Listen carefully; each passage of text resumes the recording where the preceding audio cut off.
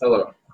My child of only 4 years old was taken from her room in the middle of the night and was raped, dismembered, and found alongside the road in a trash bag.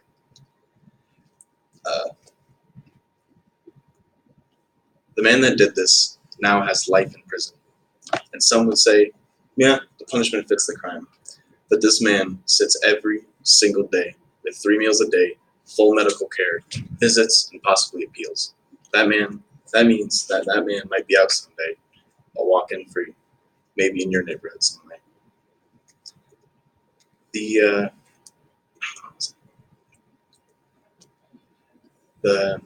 laws of today can't scare or reinforce anything because they're not scared of what punishments may come. But what of our veterans even? Men and women who have laid down their lives, given up their freedoms and homes, their families, just for our cause. Many are homeless, lying on the street. They are cold and hungry, while sick people get 3 meals every day. Money taken from our taxes. Taken from our taxes with no punishment whatsoever. Does this really sound like a punishment?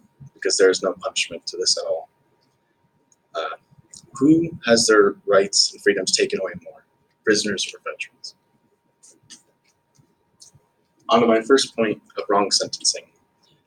People who have been sentenced to life in prison will live with free food, shelter, medical care, all while protected on the inside from people who on the outside of those walls would probably take justice in their own hands. But they aren't scared of what may come from their actions because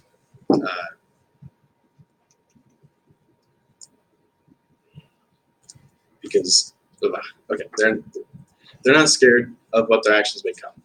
But is putting them in prison really justice? Because it sure isn't for the families or the victims. And locking them in prison can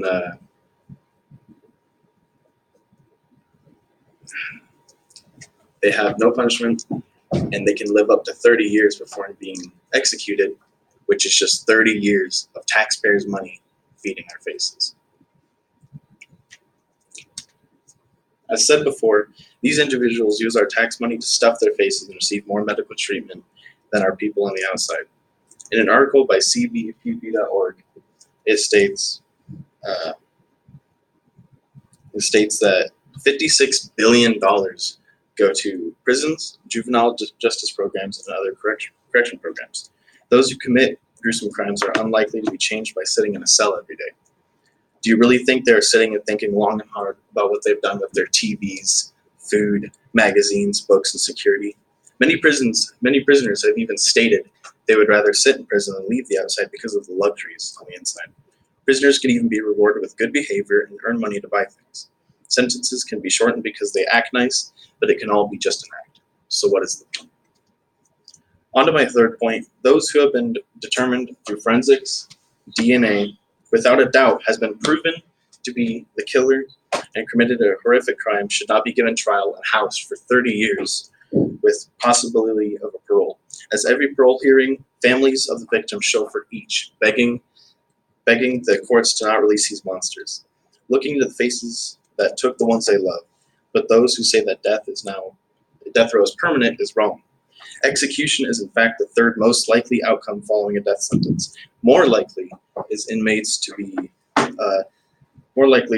is for the inmate to have their sentence reversed or to remain on decades on death row, which is a quote by Washington Post. Now, with the points presented today, is it really justice being served when the criminal is locked up with a TV and better things than someone outside, never having to work a day on their lives on the tax dollars of the people, and possibly getting a death sentence reversed when they have committed a heinous crime, only to commit another crime upon release? Is it really worth keeping these people alive?